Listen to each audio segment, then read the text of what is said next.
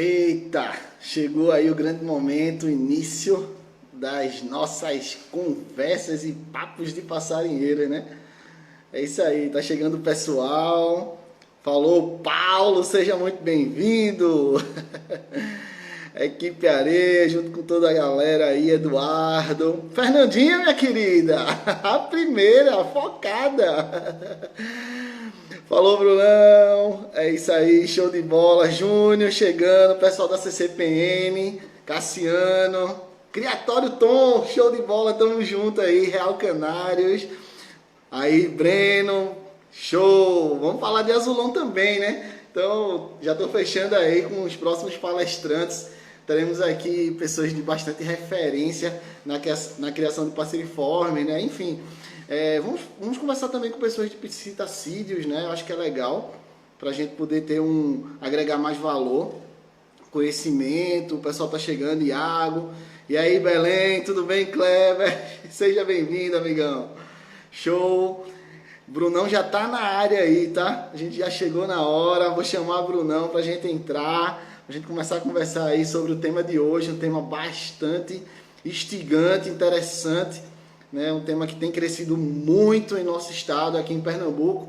Hoje a gente vai estar contando aí com participação de muita gente do Brasil inteiro, mas em Pernambuco, né, deixando bem claro que a criação em ambiente doméstico tem crescido muito. As pessoas estão super envolvidas na criação em ambiente doméstico e é algo que é fundamental, né? Eu vou chamar Bruno para a gente conversar um pouco sobre isso aí, tá? Deixa eu dar uma equipe murro no olho, o pessoal da OAG aí, ó, chegando junto. Falou, pessoal, deixa eu chamar aqui, Brunão. Cadê Bruno? Já tá na área, Bruno. Começamos na hora aí. Cristiano! Eita, Brunão! Muito boa noite! André, Show, o áudio tá bom, show de bola, tranquilo, tá tudo certinho. Eu gostaria de iniciar agradecendo a tua participação, o convite, né, que eu fiz, e você aceitou sem pestanejar, aceitou super rápido. Muito obrigado, viu? Tenha certeza que é uma contribuição muito grande para todos os criadores de passeriformes, os criadores de Pernambuco, do Brasil como um todo, né? Isso é importante para a gente. isso aí, André. Eu que agradeço também a oportunidade. Estamos aqui, né, contribuindo com os criadores, dividir nossas experiências, né? E matar a saudade da galera que a gente está afastado aí dos torneios por causa dessa pandemia aí que vem. Temos que ficar em casa mesmo, né? E vamos tentar interagir um pouco de casa agora, daqui para frente. É isso aí. O pessoal tá chegando aí. Já tem 50 pessoas assistindo, olha que legal. Então, e aí você traz a questão da pandemia de fato, né? E a gente termina se reinventando em alguns meios de comunicação para que a gente possa estar afinando, né, esses relacionamentos e que a gente possa estar compartilhando informações de maneira que a gente não estava muitas vezes acostumado a fazer, tá? Que é o processo aqui do Papo de Passarinheiro. Mas então, gente, vamos lá. A gente já iniciou aí, é muito legal. Eu só tenho algumas coisas para falar antes de a gente começar de fato com o assunto. Esse é um projeto que a gente idealizou, tá? E vai ser muito interessante e muito importante para o crescimento, né, dos criadores de passeriformes, dos criadores que pretendem desenvolver uma criação em ambiente doméstico, que de fato é o futuro aí de muitas espécies, né, Bruno? A gente consegue visualizar muitas espécies que estão em processo de extinção, tá? Hoje, por exemplo, o bicudo tem sustentado muito o desenvolvimento do bicudo e a criação em ambiente doméstico, tá? Então, isso aí é algo que está bem forte. Mas quero deixar claro o seguinte: o tema já diz, papo de passarinheiro. Nós não somos criadores comerciais, não temos formação técnica, não somos veterinários, tá certo? O objetivo de fato dessa conversa é que a gente possa estar agregando valor à criação, que a gente possa estar trocando conhecimento, que a gente possa estar trocando informações. A gente vai ter um espaço aí que a gente vai estar respondendo algumas perguntas. O que a gente souber, a gente vai falar. O que a gente não souber, a gente vai compartilhar com outras pessoas. E a gente vai trocando informações em busca de mais conhecimento para que só quem seja privilegiado nisso aí são os nossos pássaros, né? Quando o criador, quando o proprietário, quando a pessoa que maneja a ave busca o conhecimento, automaticamente ele está favorecendo a um melhor desempenho do animal, um melhor estilo de vida, a uma melhor qualidade de vida da sua ave. Agora, a gente entende que aquele criador que não busca conhecimento, que não participa de papo de passarinheiro, que não pesquisa na internet, que não conversa e compartilha conhecimento, as aves daquele criador estão comprometidas. Não é não, Bruno? Eu começo me apresentando, talvez tenha alguém aí que não me conheça. Meu nome é Bruno Pinto, né? Sou de Pernambuco, cidade interior, Limoeiro. E estamos aí na criação de passeriformes, eu crio já desde criança. E daí, então, com o passar do tempo, a gente sente a necessidade de entrar dentro da legalidade, né? De criar os pássaros legalizados. O meio que eu me identifiquei muito foi na questão de reprodução. Aí eu vim criando várias espécies e hoje eu estou mais focado na reprodução dos coleiros e trinca-ferros. Sou parceiro aí no criador Mata Norte com Antônio Lima e sempre a gente vai se renovando aí e aprendendo mais sobre reprodução e desenvolvendo aí, trocando experiência com o pessoal e tentando expandir para os criadores desenvolver também essa parte de criação que é o futuro para na nossa criação é isso aí, né? É a reprodução de cativeiro. Como o André falou, algumas espécies hoje elas estão ainda não se extinguiram de uma vez na reprodução de cativeiro, porque algumas já se acabou na natureza e a gente faz esse trabalho aí de preservação. É isso? Isso Daí tem mesmo. algum... Não é, André? Isso mesmo. Quando a gente traz essa visão, né, e Bruno é uma pessoa que já traz a criação no sangue, né, apaixonado por criação, e nada melhor do que quando você pensar em fazer uma reprodução em casa, em você tirar filhotes em casa, no ambiente doméstico, nada melhor do que você conhecer os pré e os pós da criação. Isso aí é fundamental. A questão de escolha, a questão de alimentação, é um pouco do que Bruno vai estar trazendo e a gente pode estar compartilhando, Bruno. Tu tens vamos dar uma conversada sobre isso, pode conseguir iniciar aí de acordo com o que a gente tinha visto. Isso aí a gente tem que ter um certo cuidado com a escolha da espécie, né, que você quer criar. A gente tem que saber o que ela come, quantos anos ela vive, se você vai ter problemas com a vizinhança, saber a posse responsável, pois podem viver 10, 20, 30 anos, no caso, não sei.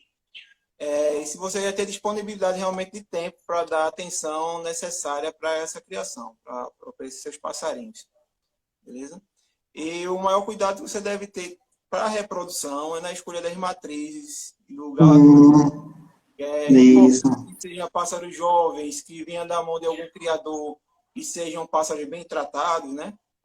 Para isso. você ter um êxito melhor na sua tentativa. Que muita gente, às vezes, inicia a questão de reprodução e termina desistindo no meio do caminho por falta de sucesso em algumas partes aí da parte de reprodução.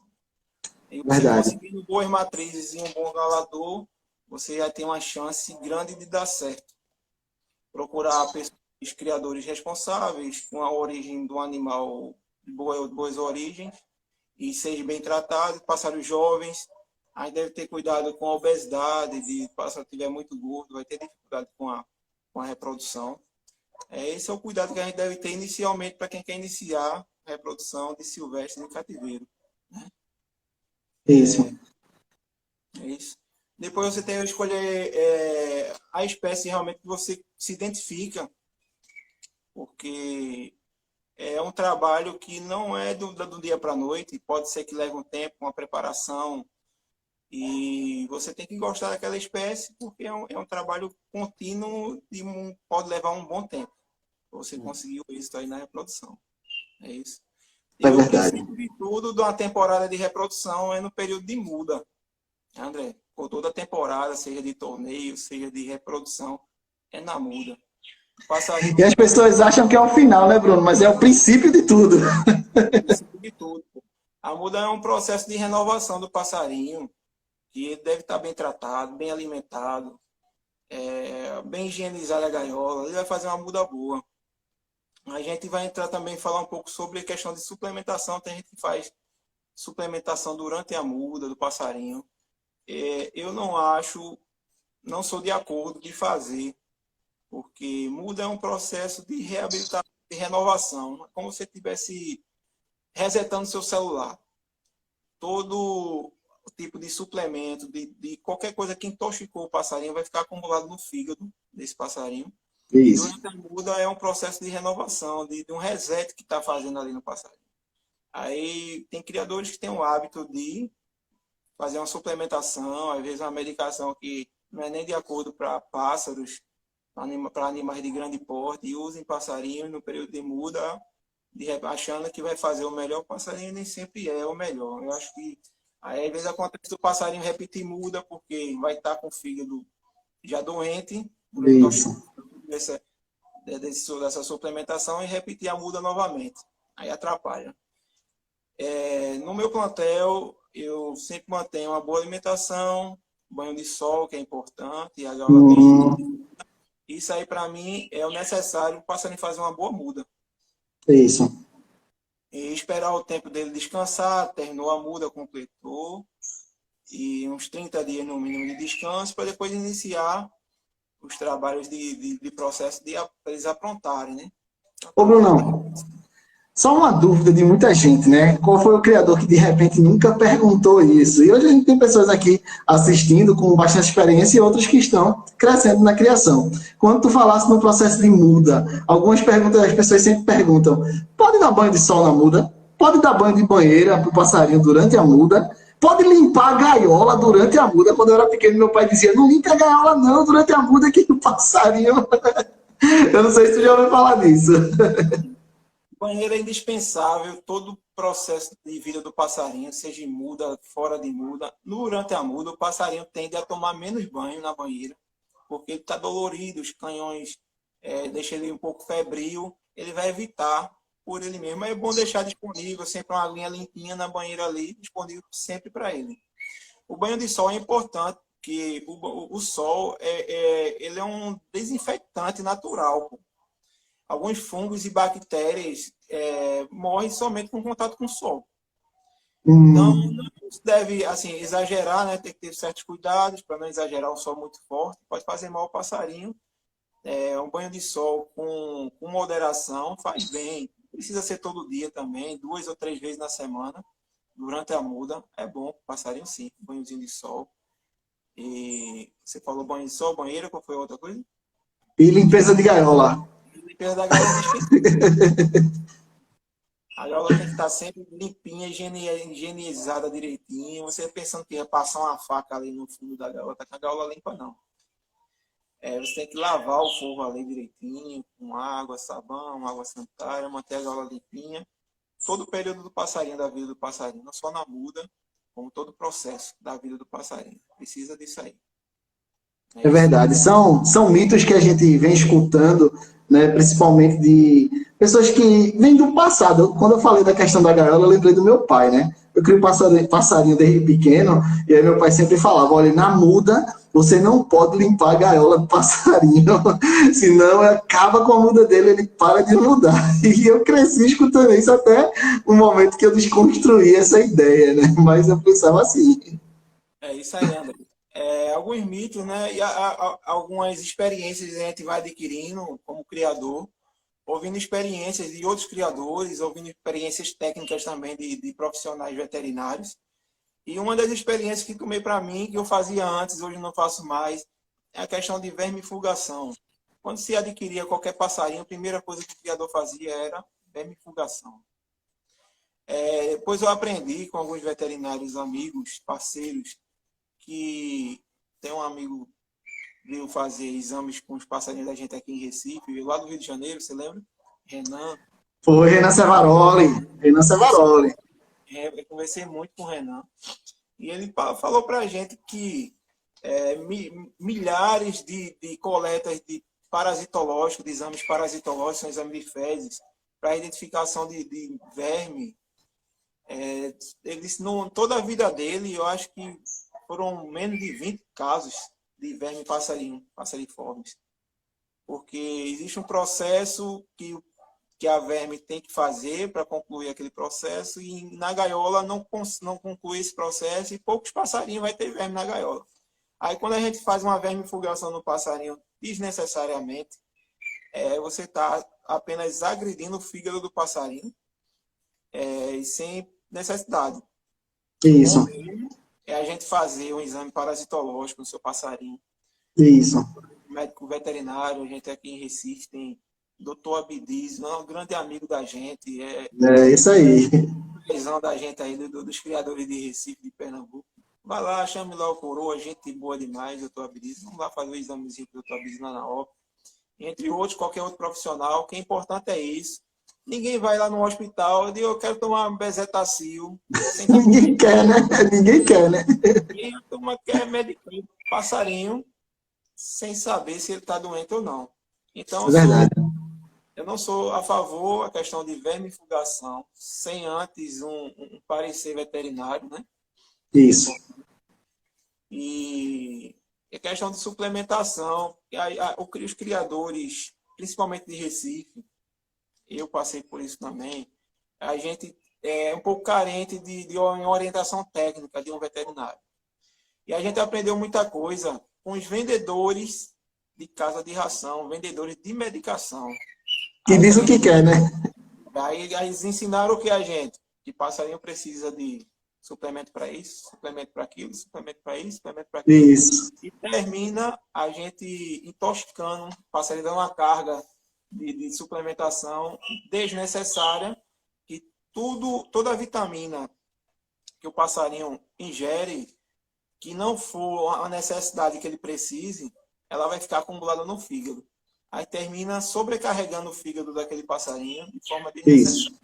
Se o passarinho estiver precisando de certa vitamina, você der a ele, vai ser ótimo. Aí ele vai absorver, o corpo dele vai absorver aquela vitamina. Mas se não tiver, aí vai só acumular no fígado e prejudicar o passarinho. Verdade. E nós como criadores de trinca-ferro, né, puxando um pouquinho do trinca-ferro, é um pássaro que tem um fígado muito frágil, né? É uma espécie frágil que qualquer coisinha pode adoecer e morrer. A gente tem muitos casos aí de perda de passarinho. E quando a gente vai pesquisar o histórico de vida desse passarinho, é um passarinho que foi muito sobrecarregado de suplementos. Tem gente que dá suplemento para mudar, para entrar em muda, durante a muda e pós a muda. Aí termina o passarinho ficando prejudicado com isso aí, né? A gente tenta achando que está ajudando, mas está prejudicando. É verdade. É verdade. Então a gente consegue visualizar tudo isso aí, a importância de a gente ter consciência no que está fazendo em relação à suplementação do animal. E a gente estava exatamente durante o período da muda, né? O quanto que é importante você respirar um pouquinho fundo nas tuas verdades em relação à suplementação, à medicação a pássaro na muda, porque é um processo que ele está bem fragilizado, é um processo que é aquele processo onde está crescendo pena, o passarinho começa a trabalhar mais na baixa, então a gente não pode estar fazendo tendo esse tipo de atitude que muitas vezes acha que vai ser bom e termina prejudicando muito o pássaro. E lembrando, né, como a gente tinha falado no início, o processo de muda é o começo de tudo, não é o final, é o começo de tudo. E aí, se você erra durante o processo de muda, você errou para o resto da temporada. Isso. Não é isso, Bruno? Perder já no processo de muda e não vai ter bons resultados aí na temporada. Um suplemento que eu indico, eu uso aqui, eu acho necessário no início de qualquer processo de temporada, de reprodução, é o cálcio. Porque as fêmeas, principalmente, precisam de cálcio para a formação dos ovos. E, às vezes, ela vai passando com o tempo de vida mesmo, ela vai perdendo esse cálcio no organismo dela. Até mesmo por conta da alimentação, a gente que cria coleiros, a gente tem o hábito de usar sementes, por exemplo, nos coleiros. E nas sementes, infelizmente, tem uma disfunção na questão de minerais. Por exemplo, dar só um exemplo aqui, o alpiste, isso foi Renan que falou uma vez para mim aqui, eu não esqueça, nunca mais esqueça. o alpiste, por exemplo, a alimentação essencial para o passarinho seria que o passarinho se alimentasse no alimento dele, tivesse 2 porções de cálcio para um de Hum, fósforo. Aí ele disse, o exemplo do alpiste tem 17 porções de fósforo para um de cálcio. Então, há uma desregularidade nessa questão da alimentação com semente, aí termina fragilizando os passarinhos nessa questão de cálcio. Aí é bom, o passarinho terminou a muda, descansou direitinho, começou a querer aprontar, as fêmeas principalmente, usar uma suplementaçãozinha de cálcio. Tem uns baratinhos aí, a vitamina cálcio e tal, é e bom. seguir a bula, seguir a bula. Seguir a bula direitinho, tiver uma orientação do veterinário melhor ainda. Lembrando que precisamos de fontes de cálcio naturais, né, para as fêmeas, não deixar faltar Sim, em momento nenhum, que casca de ovo de galinha, bem higienizado, né? A casca de ovo de galinha deve ser bem lavada. E isso. eu uso aqui, eu passo na água fervida, fervo um pouco ela na água, que mata todo tipo de bactérias. Bactéria, Tá bom para certo. produto. Tem aquela farinha de ostra, que é baratinho também. O Ciba, E isso. fontes de cálcio naturais, que é essencial para a fêmea que vai para a reprodução. Até um dia a dia de fêmea normal, de pássaro, do macho de fêmea, é muito bom. Essa questão de cálcio, fontes de cálcio naturais. Entendeu? O rapaz aí perguntou da OG sobre a extrusada que indicaria o que eu uso. Na verdade, nos coleiros eu uso aqui ainda Alcon, mas eu digo a você que Alcon ainda não é a melhor. Alcon teve amigos aí que teve experiência de passarinho engordar muito comendo Alcon. Hum, Saiu uma linha aí nova da Nutrópica que eu estou fazendo teste para coleiros. sim. Já está usando e já tem uma aceitação boa e a Nutrópica é uma linha top nas questões da qualidade da ração extrusada. Né? Aí eu estou fazendo teste nos coleiros. Nos trinca-ferros eu uso só Nutrópica natural. Sim. E outras espécies que eu crio também eu uso Nutrópica. Eu sempre tive bons resultados com a Nutrópica. Já tentei trocar para outras marcas, mas terminei voltando para a Nutrópica. O rapaz aí perguntou sobre a Germinex, que é da Mega Azul. As espécies que eu crio aqui eu não uso Germinex, mas a Mega Azul é uma boa marca que os amigos que criam tiveram bons resultados com a Germinex, mas eu não uso. Porque eu tenho dificuldade para comprar a Mega Azul, a aquisição aqui, onde a gente cria aqui no interior. E muitas vezes até as pessoas que têm a facilidade de adquirir a Germinex têm que ter um maior zelo para administrar no passarinho, porque nem todo passarinho pega com tanta facilidade, né? Aí você tem que ter uma manobra legal para que o pássaro ele consiga aceitar a questão da Germinex. Dentro do processo de muda que a gente estava conversando, Bruno, tu falou da questão da suplementação do cálcio, é importante, tá? A gente não tem exames que identifiquem, pelo menos nesse primeiro momento, pelo menos aqui em Pernambuco, que o passarinho está com essa dificuldade de cálcio. Mas a gente está falando num processo de preparação para a reprodução. Então, fêmeas que estão em processo de preparação, o cálcio é fundamental. A gente consegue, claro, o que eu vou falar aqui, existem diversas situações que podem ocorrer. Porém, aquela fêmea que come ovo, por exemplo, pode ser suplementação de cálcio. Pode ser diversas coisas, mas a suplementação de cálcio é um dos pontos que podem ocasionar a fêmea que põe e come o ovo antes de finalizar o processo. Se a gente, como experiência em reprodução, a gente percebe que a gente vai ter dificuldade mais para frente com fêmea que vai botar um ovinho de pele, fêmea que vai quebrar a casca do ovo dela para comer, porque ela está procurando fontes de cálcio. Por isso Isso. que a gente fala da necessidade do cálcio aí na reprodução. Algumas perguntas aí, estou vendo, com relação à extrusada. Pessoal, quando a escolha da extrusada, é bom você olhar direitinho a questão dos ingredientes. A extrusada que é produzida com grãos integrais é uma extrusada de melhor qualidade. Quando se usa mais farelos na extrusada, é uma extrusada de má qualidade. Entendeu? Duas linhas que se fala que é top no Brasil é a Mega Azul e a Nutrópica. As demais, Eu usei Alcon, digo que não é tão boa, mas se usa. E as demais eu não conheço, eu não uso outras linhas, não. Beleza? Aí falamos de suplementação de cálcio, de fontes de cálcio naturais. E o pessoal pergunta, mas Bruno, você não usa nenhum tipo de suplemento para aprontar as fêmeas no período de aprontamento, fogueamento, né, do casal e do uso. É bom uma suplementação à base de vitamina E. Temos aí no mercado várias, mas a mais conhecida, tem uma marca que é importada, que é do Fertivit.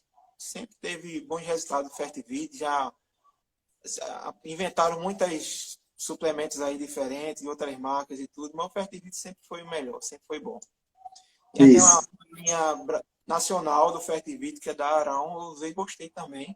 Tem até um cheirinho mais agradável do que importado. O Nalit também tá vendo muito bom. Tem muita gente usando o Nalit também Isso. para Tem aprontar. Promata também é muito bom. Tomate.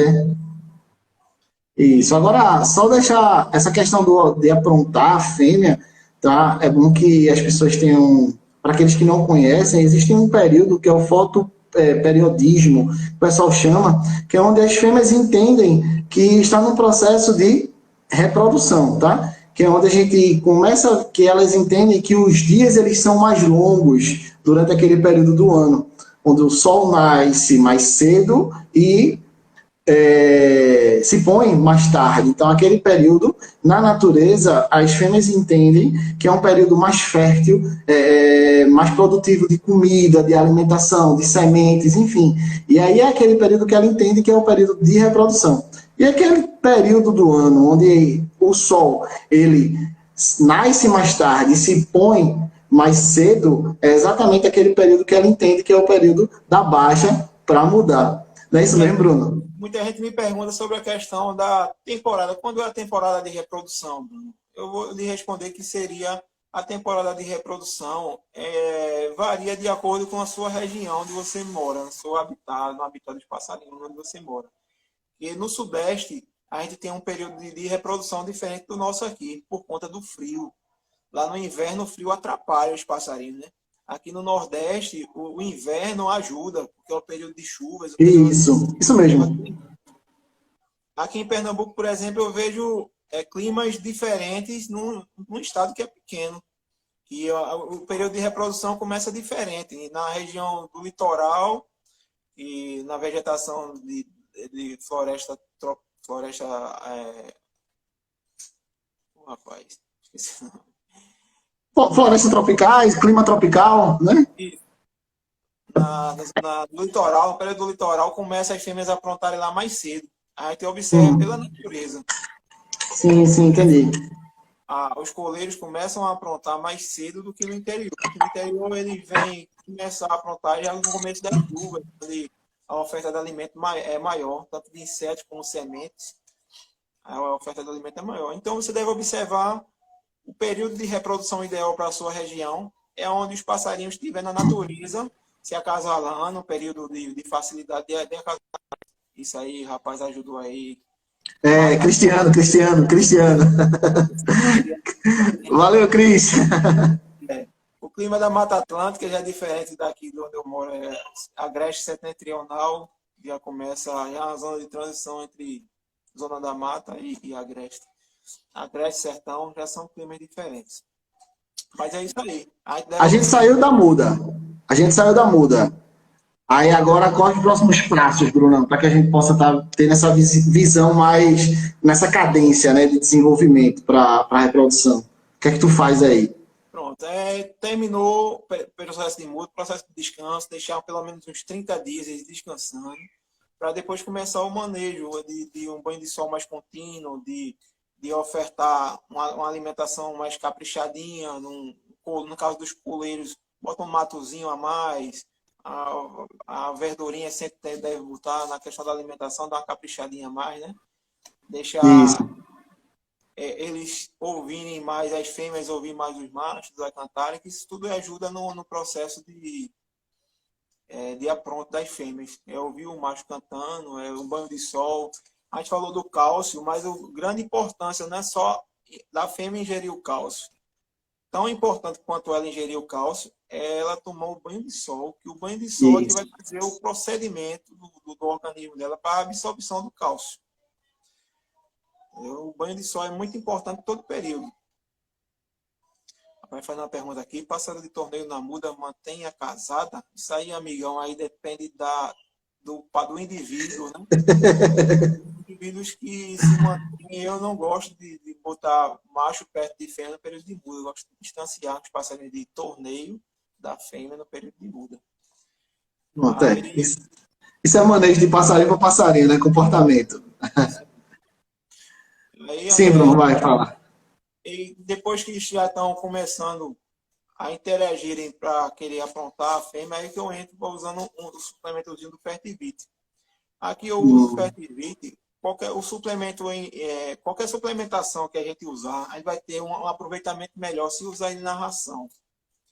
Porque na água, o suplemento que a gente usa na água, ele perde as funções rápido. Ele dilui lá as vitaminas dele na água, perde rápido. Até com a luz, no bebedouro, ele perde as funções da vitamina pouco tempo.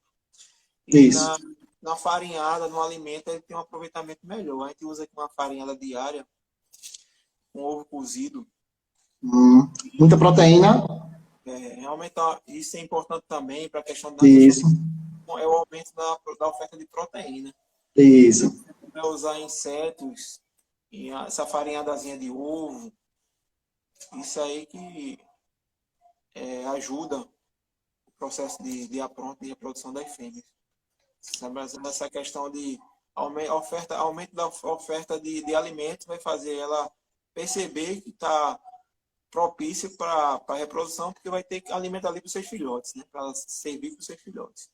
Fala um pouquinho pra gente aí, Bruno, da farinhada que tu ajusta aí. Como é que tu bota? Bota o ovo, tu bota alguma farinhada específica, bota um couve, não sei. Fala um pouco como é que tá a tua experiência nisso aí.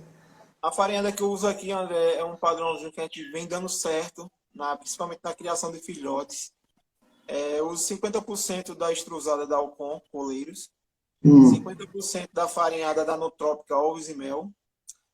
A gente tritura no liquidificador, peneira numa peneirinha dessa fina, de plástico.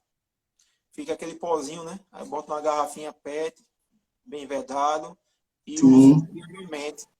Eu pego um ovo de galinha cozido, espremo com a colherzinha numa peneira dessa de raço. Aí sai o ovinho esfarelado, né? Dali eu boto 2 colheres de sopa daquele pozinho da rações trituradas, 2 colheres de sopa para um ovo de cozido de galinha. Aí, anota aí, galera, anota aí. E sirvo na unha, aquelas unhazinhas de gato, né? Nas gaiolas, diariamente, para todos os pássaros, independente de muda, de reprodução ou não. Aí é um alimento muito nutritivo, porque o ovo é um alimento completo para todo mundo, né? Para a gente, para animais, para pássaros, para tudo. É um alimento muito bom. Bem nutritivo, com uma fonte boa de proteína. As fêmeas aqui que reproduzem, que comem bem essa farinhada de ovo, ela tem um maior sucesso. São os filhotes que desenvolvem melhor aqui no criador. As que pegam bem essa farinhada com ovo cozido. É muito bom para a criação de filhotes e saudável para todas as espécies. Bruno. No período de muda, quando estão mais parados, né? A gente usa menos a gema do ovo, usa mais a clara, porque a clara vai ter mais proteína e menos gordura. Aí vai fazer com que evite de engordar, né, passarinho. Isso. Essa questão da farinhada é muito importante. Tu trouxe um assunto bem interessante aí, a gente que tira a reprodução. Hoje, o principal fonte de proteína para muitos criadores, né, dos filhotes são as larvas, né, o tenébrio. Mas quando a fêmea ela tem uma facilidade de pegar essa farinhada e que essa farinhada ela é composta por ovo, né, que a fonte nutritiva relacionada à proteína é muito alta, a chance de o filhote desenvolver bem é muito maior. Muitas vezes a gente não precisa nem estar acrescentando muito tenébrio na alimentação desse filhote, porque a própria farinhada ela já tem um alto valor nutritivo para esse filhote e a gente termina tendo um ganho muito maior. Alguns criadores eles têm muita dificuldade de fazer, né, um plantelzinho das suas larvas em casas e, por vezes, precisam comprar essas larvas, né, em locais, muitas vezes, que você não conhece a procedência da criação dessas larvas, e aí você termina levando para a sua criação e prejudicando toda a tua criação de filhotes, porque são larvas que não têm procedência. Então, eu, né, tenho praticado muito isso na criação dos filhotes dos trincas aqui, tentar inserir na alimentação das mamães, né, das fêmeas, alimentações com rico valor nutritivo na questão da proteína. Por quê? Porque quando o filhote nasce, ela só vai oferecer para o filhote o que ela come, não é assim? Isso aí, André. Tem que ter cuidado realmente com o tenebro vem trazendo muito problema para criadores. Eu aqui nos coleiros, por exemplo, não uso tenebro. Basicamente isso aí, essa farinhada, que eu insisto para que eles peguem. Algumas não pegam essa farinhada, pode acontecer de alguma não pegar. Aí precisa de fonte de proteína. Sim. Aí o uso é o cupim branco. É muito bom para a criação de coleiros. Isso, o pessoal está usando muito. Cupim branco, você está livre de qualquer problema aí que o tenebro pode vir trazer, que é fungos e bactérias, e pode botar o filhotinho a perder por conta dessa alimentação do tenebro. Outra coisa que o pessoal usa às vezes em tenebro, que termina prejudicando, é usar qualquer derivado de leite, bicho. Eita, é verdade. O passarinho, ele não digere a lactose. Então, Isso. se for usar o tenebro, de jeito nenhum você pode usar qualquer tipo de derivado de leite nele. Um amigo aí do CCPN perguntou, eu vou responder aqui, sobre a questão do passarinho que não fecundou os ovos e tal. Veja só, o grande problema de reprodução de silvestres é a fertilidade do macho. Infelizmente, pássaros de gaiola têm uma tendência a perder fertilidade. Existe no mercado aí várias promessas de que vai encher ovo, que vai fazer milagre e tal, na questão de suplementação, mas eu não conheço nenhuma suplementação que faça passarinho encher ovo. Não. E pode tentar ajudar só bons tratos e um voador, que pode ajudar botar o passarinho para voar. Peso ideal, o peso ideal.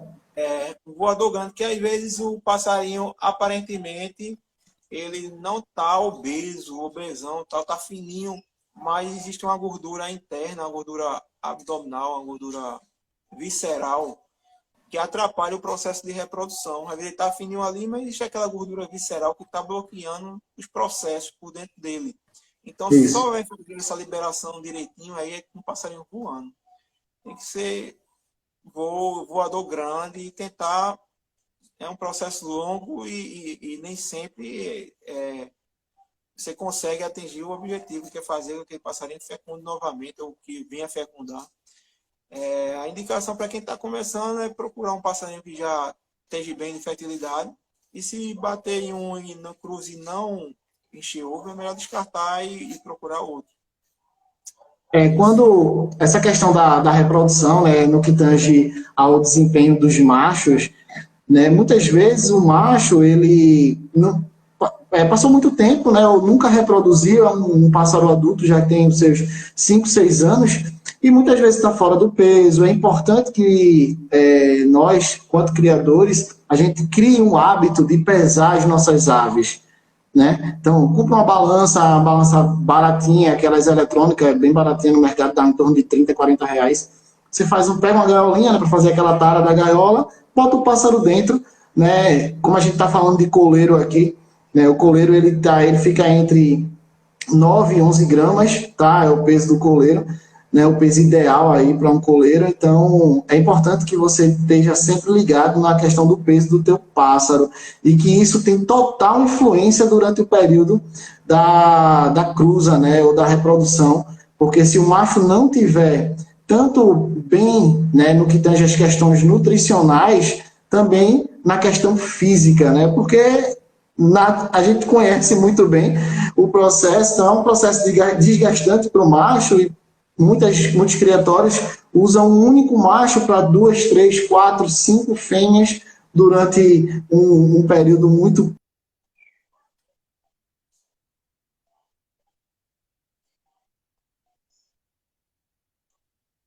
com machos bem preparados para o processo de reprodução. Isso aí, André. A gente deve pesquisar, né, sobre a espécie que a gente quer criar, para saber esses detalhezinhos aí. Aí, sobre a questão de suplementação, vermifugação, já dei minha opinião, né, o que a gente faz. A gente deve ter esses cuidados com a alimentação, né, dos pássaros. Não for coleiro que usar sementes, tem que procurar a origem da semente, se não há veneno, o pessoal bota veneno no capim, se não há, ao procurar verduras com menos agrotóxico possível, tudo isso pode intoxicar o passarinho, pode fazer mal, né? A alimentação extrusada sempre é melhor para o passarinho, que é uma alimentação mais completa. Isso. Bem balanceada, a questão de minerais, de vitaminas. Uma boa extrusada é fundamental. Foi o que a gente falou anteriormente, né?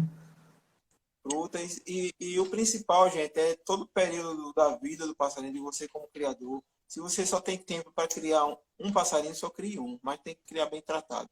Isso. Tem que manter a água bem higienizada, sempre limpinha, sempre forrinho lavado. Lembrando que o grande vilão dos nossos, que faz nossos passarinhos adoecer são os coccídeos.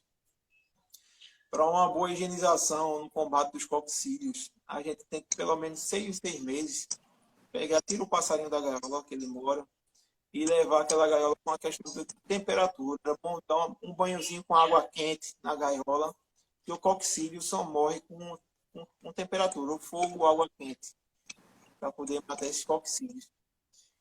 Sempre fazer o exame periódico, um exame parasitológico, que normalmente, às vezes, infelizmente, é o problema que mais comum nos passarinhos, nossos passeriformes, são os coccídeos, que vai desenvolver a coccidiose, né?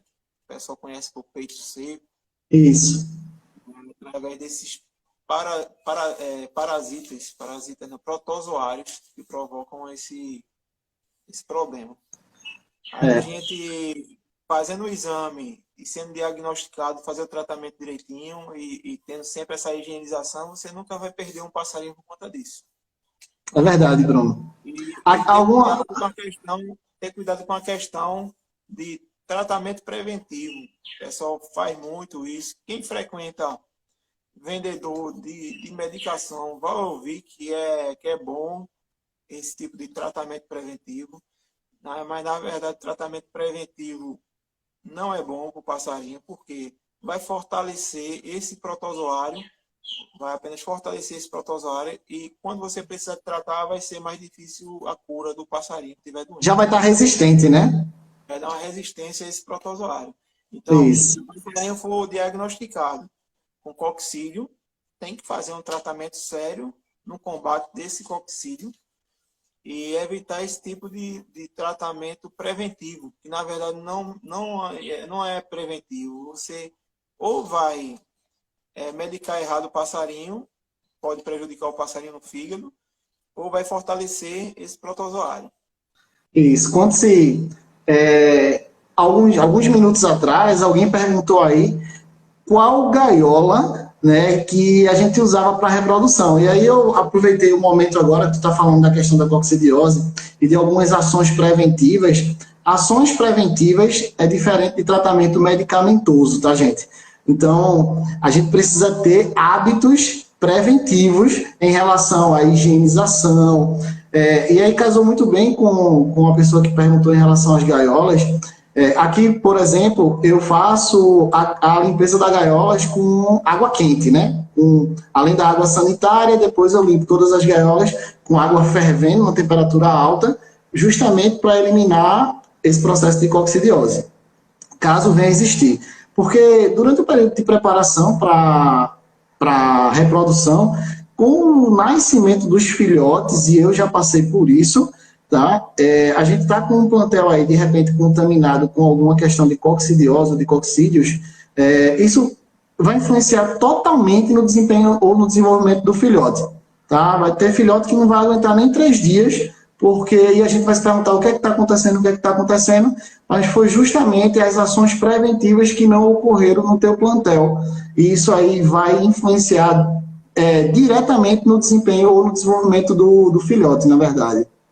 A questão da coccidiose, se você não tem uma higienização correta na preparação para a reprodução, não é isso mesmo, Bruno? Isso aí, André. Um rapaz aí, Anderson, perguntou se uma fêmea já cruzou e não colocou ovo. Isso de Anderson, sim, é um caso comum de acontecer, sempre acontece, alguma fêmea que cruza e não bota ovo. Normalmente a fêmea, quando vai chegando a certa idade, de qualquer pássaro, qualquer ave, ela vai perdendo essa questão do desenvolvimento da postura. Até codorna, que o pessoal cria codorna grande, tem galinha de postura, tem um período de idade da galinha que ela vai diminuir a postura e não vai ser tão rentável para aquela granja, ele tem que abater. Mesma coisa, o passarinho vai ter um processo, um período que ela vai chegar um momento que vai cruzar e não vai botar ovo. Então, a indicação é, ou você tem a paciência, dá os bons tratos, ver se ela está gorda, se ela está saudável. Se ela estiver saudável, tá no peso ideal e não estiver colocando ovo, é porque está chegando já o final do processo de reprodução para essa fêmea. É melhor adquirir a aquisição de uma fêmea jovem e você não vai ter esse problema não, com a questão de postura. E esse cuidado com o cálcio, né? Com as fontes de cálcio naturais, que eu falei no começo lá, que deve sempre ser mantido na gaiola das fêmeas, e você não vai ter problema com questão de postura, não. Ô Bruno, a gente conversou aí sobre essa questão da escolha, né, das matrizes, a gente conversou um pouco sobre a questão da muda.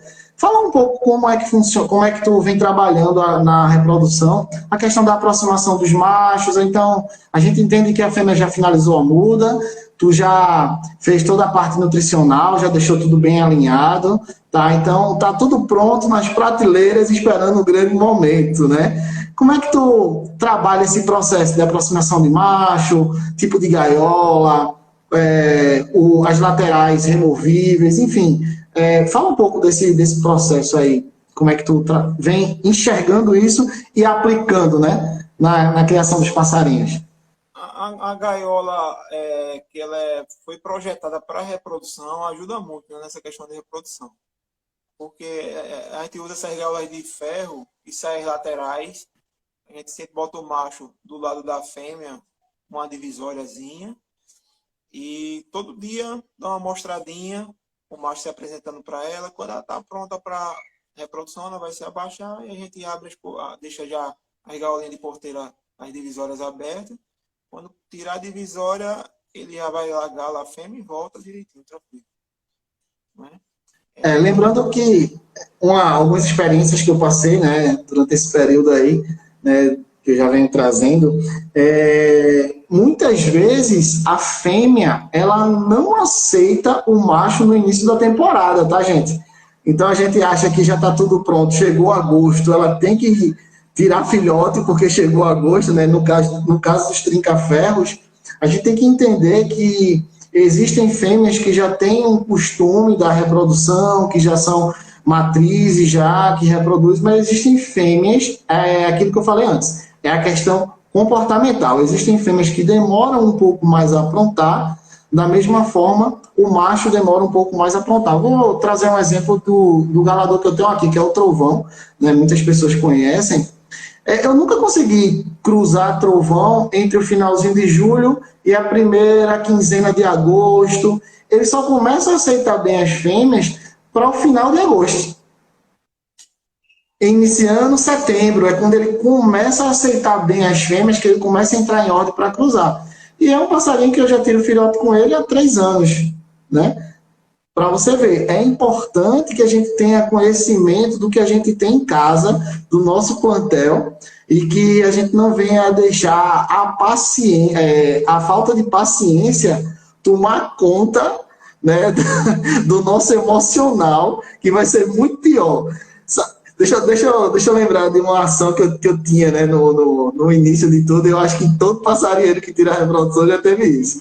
E aí você vai lá e abre a divisória, né? Abriu a divisória. Quando você abre a divisória, o macho não vai. A fêmea tá pronta, se baixando lá, e o macho nada de ir. Aí o que é que eu fazia? Ia lá e espantava. Vai, vai, vai. E aí eu acho que todo passarinheiro já passou por isso, né? Cara, a mulher tá ali, ó, prontinha, e você não vai. Então, aí dava aquela espantadinha, achando que isso aí ia ajudar. Termina complicando tudo. E E a gente aí, tem que respeitar, né, o processo, o tempo deles. Quando quer, a gente facilita para que eles vão. E quando não quer, a gente tem que respeitar. Trinca-fé é uma espécie mais complicada para reprodução, porque às vezes a fêmea dá muita gala falsa, baixa lá, a gente tenta, abre, o passarinho passa para a gaiola dela, ela pega e mete o pau nele. É um passarinho mais complicado. Tanto isso, para o macho cruzar a fêmea, quanto para a fêmea aceitar o macho. Aí tem que ter muita observação, abrir a gaiola sempre no tempo certo, tentar abrir no tempo certo para não haver agressões entre eles, né? Porque isso, fica um com medo do outro, principalmente o macho com medo da fêmea, se ele for agredido forte por ela. Aí tem que ter isso. esse cuidado. É isso, André. Isso mesmo, isso mesmo. Em relação a esse processo do choco, Bruno, então a fêmea, ela vai lá, pôs os ovos, existe alguma indicação, o que é que tu aplica durante esse processo? Tu continua deixando o macho junto, macho longe, não mexe na gaiola, como é que tu visualiza esse processo aí? Ela pôs e tá chocando, né? Aqueles 13 dias, no caso do trinca-ferro, né? E aí como é que tu visualiza isso aí? O que é que tu aplica? No período de choco, é importante que você não traga outros passarinhos diferentes do que está acostumado já naquele ambiente para perto dessa fêmea que está chocando. Isso, Para trazer a ela um estresse e vir a quebrar os ovos, algum abandonar o ninho, algum tipo de coisa assim parecida. Sobre o macho que cruzou com ela, se ficar perto dela não tem problema, porque ela está acostumada com aquele macho ali. Você não pode mudar a rotina dela. Se ele está ali e você trazer outro macho diferente, pode complicar. E grande importância nessa questão do período de choco é não estar trocando ela de lugar. Manter ela sempre no mesmo lugar, mexer na gaiola somente para o necessário. Não pode isso. estar mexendo ela, tirando ela do ninho, mexendo muito na gaiola, tirando foto, essas coisas. Deixa ela bem à vontade, quietinha no preguinho dela lá, sem estar trocando de lugar. Chegou o período de nascer os filhotinhos lá, aí você vai ter sucesso. Isso mesmo. Aí a gente teve esse período, né? Eu já passei por muitas experiências dessa daí, já tive. A gente que. Só o tempo, né? Como aqui a gente está falando de papo de passarinheiro, né? Como eu falei no início, gente, aqui a gente não tem formação veterinária, formação técnica. Então, tudo que a gente está trazendo aqui durante essa conversa, tá? A gente vai ter conversas até sexta-feira, a gente finaliza sexta-feira essa semana. E então é papo de passarinheiro, é papo de criador, é o que a gente traz quanto experiência na criação do dia a dia, o que a gente já passou, e a gente entrega, né, nessa troca de informações com todo mundo, para que isso possa vir a agregar valor, que é o objetivo de a gente estar desenvolvendo essas lives, agregar valor à criação em ambiente doméstico. Isso aí é fundamental para que a gente possa estar evoluindo na criação de passeriformes, né, de pássaros. Tá? Então, eu já passei muito, Bruno, com isso também. Isso que você trouxe, eu já tive experiência assim, de eu trazer um trinca-ferro novo, né, um outro trinca-ferro aqui para casa, e teve fêmea que abandonou o show porque acasalou com um trinca-ferro novo. E aí ela abandonou o show que aprontou novamente pelo aquele trinca novato que tinha chegado. Tá vendo como são as coisas? E aí eu terminei perdendo aquela ninhada por uma manobra errada que eu tinha feito. Eu lembro também de uma outra situação que eu fiz, foi o seguinte, hoje é obrigatório, normalmente eu mantenho as mesmas fêmeas ao lado, uma das outras, eu não troco elas de prateleiras, tá? Não troco. Posicionamento da gaiola também não troco, não gosto de mexer tanto, tá? Mas já aconteceu também de fêmea abandonar choco, porque eu tirei uma fêmea de lado e botei uma outra fêmea do lado. Isso. E ela abandonou o show. E então eu já passei por algumas situações relacionadas à reprodução que só agrega experiência para a gente, né? E mostra o quanto que o passarinho ele é um ser que nós precisamos entender a parte comportamental dele. É um ser vivo, não é assim? Então, eles também precisam de observação, eles precisam de ajuste na questão comportamental, eles sentem a diferença de ambiente, eles sentem a diferença de temperatura, eles sentem o movimento da casa, tudo isso eles sentem. Tudo isso. O pessoal da Eu equipe do tenho. Mundo Olho aí perguntou se acreditamos 100% em genética. Está mais do que provado que genética influencia na qualidade dos nossos pássaros. Como o curió, por exemplo, é uma espécie que o criador de curió não quer um curió tirado da natureza. Porque a qualidade genética do curió de cativeiro está muito superior ao curió da natureza, mateiro. Porque há uma melhoria genética de anos, né, atrás. Conheço criadores de curió que já reproduzem curió há mais de 30 anos. Aí sempre a reprodução está cruzando o melhor, o que tem de melhor. Isso Isso. vai acontecer breve aí com as outras espécies que a gente reproduz, que são os coelhos, os trinca-ferros. Eu quero viver ainda para ver isso aí. E E a Toninho gente, vai conversar sobre isso quinta-feira, né? preferia um passarinho de cativeiro do que um mateiro, por conta daí onde é que a gente tá, vai ser a nossa força de preservação da espécie. E um dia vai chegar um momento de ninguém querer um coleiro de mateiro da mata, vai querer um passarinho tirado de cativeiro, que vai ter uma qualidade genética muito superior da natureza. Aí o pessoal vai despertar a opção de criar passarinho da natureza, vai querer de genética de cativeiro. Aí está mais Isso. provado que a genética influencia e genética, a melhoria genética dá qualidade diferencial dos passarinhos da gente aí de cativeiro.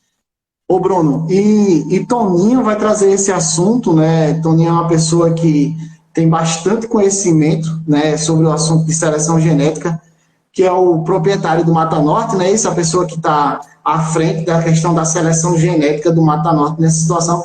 Quinta-feira ele vai estar conversando com a gente aqui sobre como é que vocês estão visualizando todo esse processo de genética a nível Brasil, né, do que está sendo mais usado aí a nível Brasil. Especificamente mais direcionado para os coleiros, mas é um assunto de amplitude como um todo.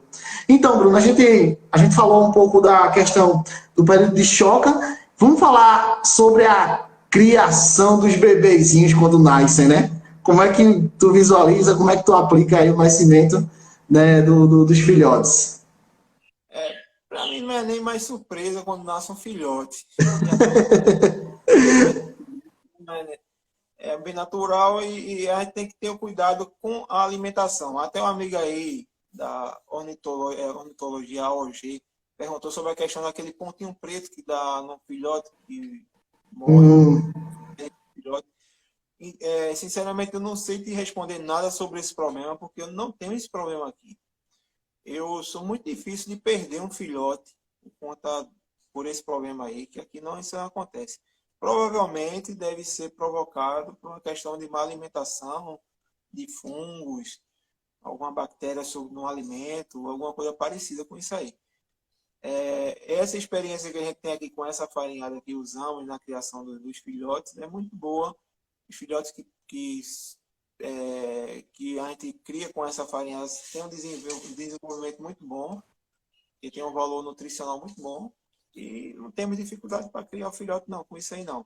Eu só uso uma ajuda na seringa, na papinha, quando acontece de uma fêmea novata que abandona o ninho, ou até acontecer algum problema de adoecer a fêmea, então que ela não estiver alimentando, ou uma fêmea que tenha dificuldade em alimentar o filhote, aí eu vou ajudar na seringa, na papinha, da Alcon, para os coleiros, né? Normalmente elas criam só com o que a gente põe lá na gaiola para elas. E a base de tudo é o que a gente já falou, é higiene nas gaiolas, é uma boa alimentação, uma verdurinha diária, a alimentação de boa qualidade, banho de sol, banheirinha, água limpinha, uma aguinha de boa qualidade. Eu dou para os meus passarinhos, sirvo sempre a mesma água que eu bebo, é a mesma água que eu boto para os meus passarinhos. Hoje o Ô, pessoal Brunão. comenta. Ô, Uma Brunão. Mineirão é tão barato, você botar Ô, uma Brunão. cheia de coisa. Bruno, a gente vai finalizar agora e eu vou esperar 10 segundos para a gente retornar essa live, porque já fechamos com 1 hora, é o tempo que o Instagram